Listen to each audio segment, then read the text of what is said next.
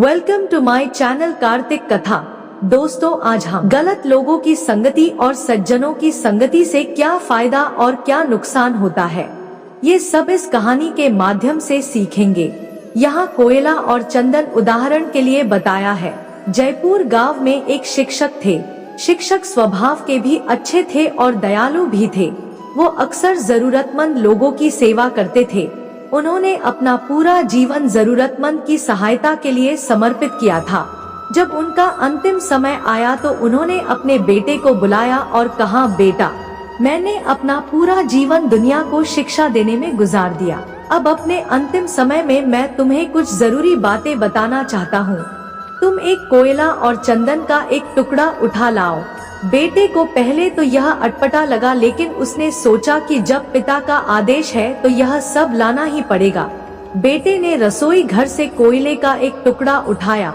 नसीब से घर में चंदन की एक छोटी लकड़ी भी मिल गई।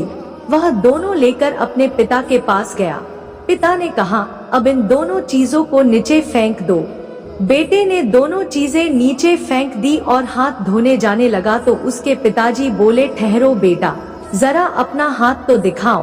फिर शिक्षक उसका कोयले वाला हाथ पकड़कर बोले, बेटा, देखा तुमने, कोयला पकड़ते ही हाथ काला हो गया, लेकिन उसे फेंक देने के बाद भी तुम्हारे हाथ में कालिख लगी रह गई।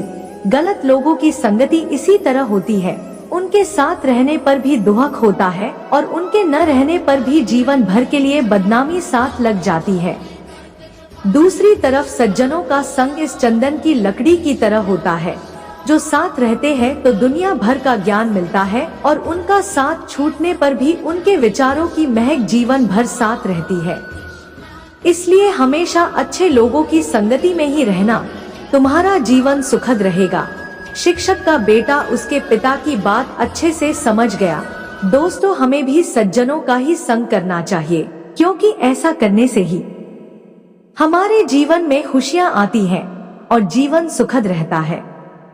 अगर आपको हमारी स्टोरी कोयला और चंदन अच्छी लगी हो तो लाइक करें, अपने फैमिली एंड फ्रेंड्स के साथ शेयर कीजिए, चैनल को सब्सक्राइब करें और कमेंट में जरूर बताइए कि कैसी लगी हमारी स्टोरी।